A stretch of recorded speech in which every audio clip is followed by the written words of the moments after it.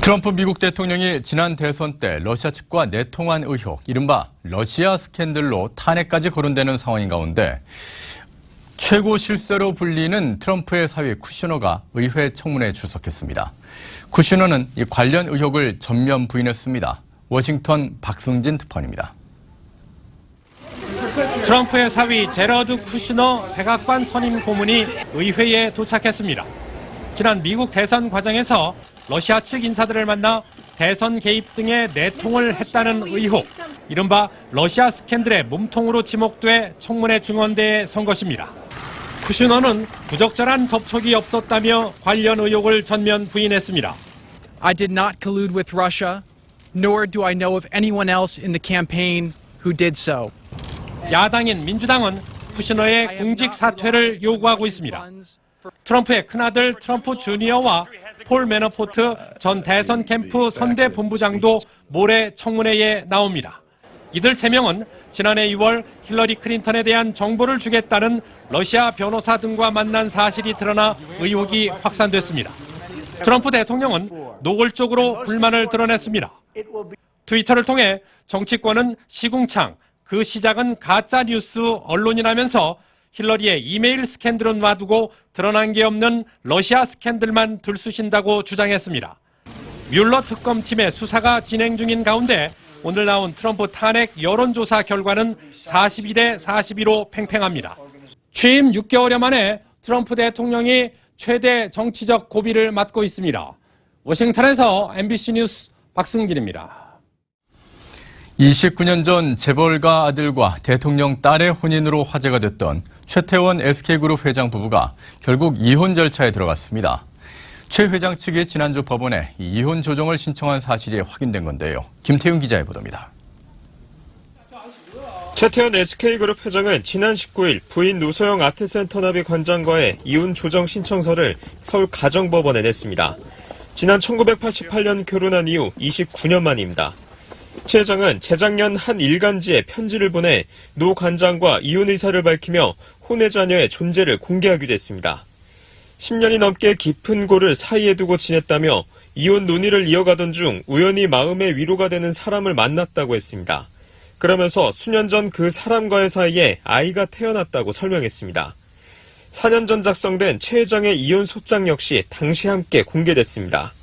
소장에는 2009년 말 별거를 시작했고 2011년 이혼 결심을 가족들에게 밝혔지만 노 씨가 합의 이혼을 계속 미뤘다는 내용이 포함됐습니다.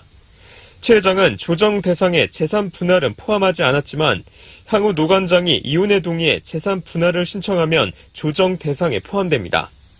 하지만 노 관장은 앞서 가정을 지키겠다며 이혼에 반대 의사를 밝힌 만큼 향후 조정이 쉽지는 않을 것으로 예상됩니다. 조정이 결렬되면 이혼 소송이 진행됩니다.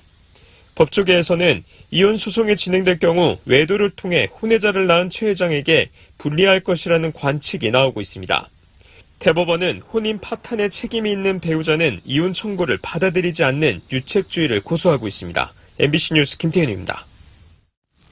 한 중소업체의 임원이 둔기로 부하 직원을 폭행해 무리를 빚고 있습니다. 자신의 편을 들지 않았다는 이유에서였는데 폭행 장면이 고스란히 CCTV에 잡혔습니다. 전기영 기자입니다. 공장 앞마당에서 남성 2명이 삿대질을 하며 말다툼을 벌입니다. 다른 남성이 중간에서 말려보지만 소용없습니다. 갑자기 분홍색 옷을 입은 남성이 구석에 있던 강목을 들고 오더니 남성을 향해 사정없이 휘두릅니다. 충격으로 강목은 부러졌지만 말리는 손길을 뿌리치며 가차없이 상대의 머리를 내리칩니다. 먼저 몽둥이로 등을 한 대 때리고 그러면 맞으니까 사람이 피하고 어깨를 움츠들 거 아닙니까? 그때 뒤에서 그냥 머리를 한 대 또 때리고. 폭행당한 남성은 충격이 큰 듯 좀처럼 일어나지 못합니다. 쓰러진 뒤 7분이 지나서야 남성은 차로 옮겨졌습니다. 강목을 휘두른 남성은 한 중소업체 임원인 노모 씨. 폭행당한 사람은 같은 회사 영업사원 39살 박모 씨입니다. 노 씨는 납품대금을 받으러 박 씨와 거래처에 방문했는데 박 씨가 거래처 입장을 두둔하자 격분한 것으로 전해졌습니다. 영업사원 박 씨는 현재 병원에 입원해 치료를 받고 있습니다. 경찰은 조만간 노 씨를 불러 정확한 경위를 조사한 뒤 특수상해 혐의로 입건할 예정입니다. MBC 뉴스 전기영입니다. 찜통 더위 속에 에어컨 사용이 늘면서 실외기 화재가 잇따르고 있습니다. 불량한 설치 환경 관리와 노후화 때문이라고 하는데요. 에어컨 화재 예방을 위해 어떤 점들을 주의해야 하는지 김원진 기자가 설명해드립니다. 고층 아파트에서 시꺼먼 연기가 치솟습니다. 20분 동안 이어진 화재로 주민들은 옥상에 긴급 대피했습니다. 베란다에 있던 에어컨 실외기가 과열된 것이 화재 원인이었습니다. 뜨거운 바람이 순환되지 않아가지고 모터 가열로 인한. 지난달 4일 부산의 한 건물에서 난 화재 역시 1층 외벽에 설치된 실외기에서 시작됐습니다. 에어컨 실외기 화재는 해마다 늘고 있습니다. 대부분 실외기의 과열이나 배선 손상 같은 불량한 설치 환경, 그리고 노후화가 주된 원인입니다. 적재물이 있으면은 그걸 매개로 연소 확대 우려가 있기 때문에 주변을 항상 깨끗하게 관리하는 것이 중요하다 하겠습니다. 에어컨 실외기의 과열을 막기 위해서는 최소한 60cm 정도 벽과의 간격을 둬야 안전합니다. 특히 도심 상가의 좁은 벽 사이로 실외기들을 한꺼번에 쌓아놓게 되면 화재가 발생할 가능성이 더욱 높습니다. 열기를 내뿜는 에어컨 실외기 주변에선 이렇게 작은 담배꽁초 하나에도 불이 붙을 수 있어 매우 위험합니다. 실외기를 베란다에 둘 경우 과열 방지를 위해 창문을 열어두고 주기적으로 청소해 먼지나 수분이 남아있지 않도록 주의해야 합니다. MBC 뉴스 김원진입니다.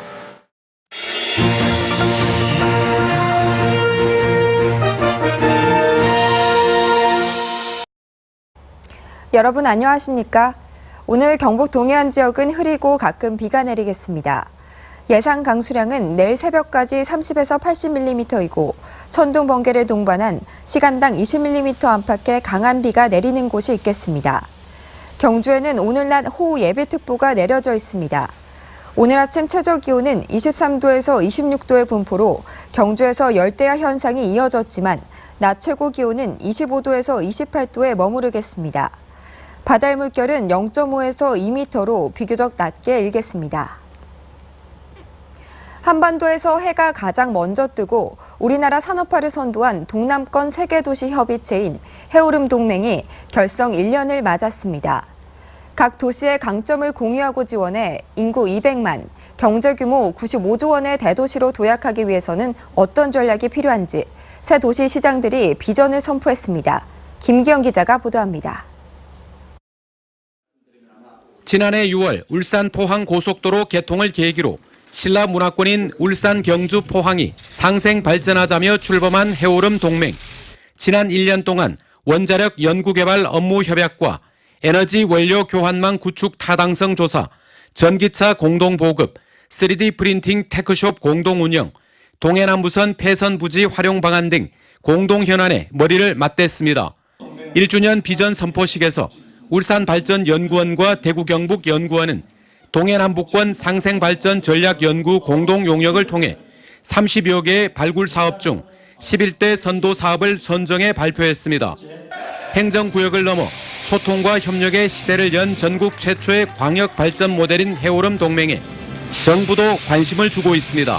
국토부에서 이것을 인정해줘서 이제 조만간 중앙정부 차원에서도 해오름 동맹에 대한 지원이 이루어질 것이라고 기대하고 있습니다. 해오름 동맹은 동해안 연구개발 특구 지정과 예산 확보, 국책사업 유치에 공동으로 대응하기 위한 사무국도 설치합니다. 연계할 수 있는 상설 사무국을 운영을 하면서 3개 시가 자주 만나서 그것을 과제로 집행을 하고.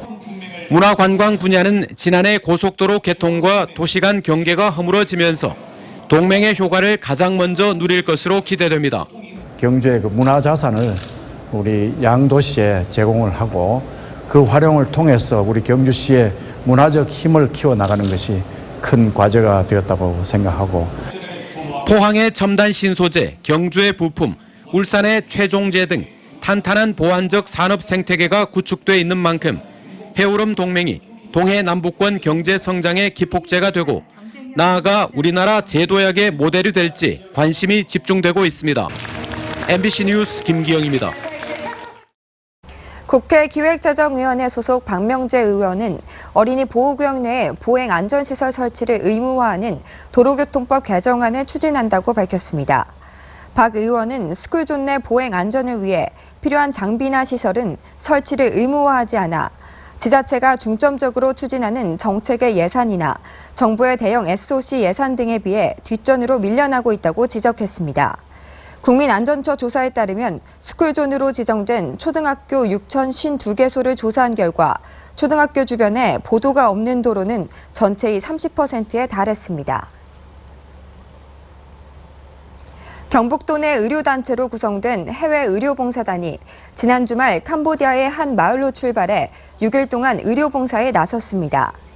의료봉사단은 경북의사회와 치과의사회, 한의사회와 약사회, 간호사회 등 82명으로 구성됐으며 현지에서 11개 과목에 대해 진료하고 의약품과 생활용품을 지원합니다. 경북의료단체의 해외 의료봉사는 지난 2013년부터 5번째 이어지고 있으며 작년에는 2,450명에게 무료 진료를 하고 6,500만 원어치의 의약품과 생활용품을 전달했습니다. 경북도 내 각 시군은 다음 달 1일부터 부동산 전자계약이 전국적으로 시행됨에 따라 안전한 거래를 위해 민원인들의 많은 이용을 권장하기로 했습니다. 부동산 거래 전자계약 시스템은 종이 계약서 대신 온라인상 전자방식으로 계약하는 시스템으로 임대차 확정일자 신청과 부동산 거래 신고가 계약과 동시에 자동으로 완료됩니다. 또 실시간으로 공적장부를 확인이 가능해 토지 대장이나 건축물 대장 등 부동산 서류를 발급받지 않아도 되고 개인정보 암호화로 안전하게 부동산을 계약할 수 있습니다. 포항 남부경찰서 송도파출소 문태현 순경이 오랫동안 길러온 자신의 머리카락을 한국 백혈병 소암협회에 기부해 감동을 주고 있습니다.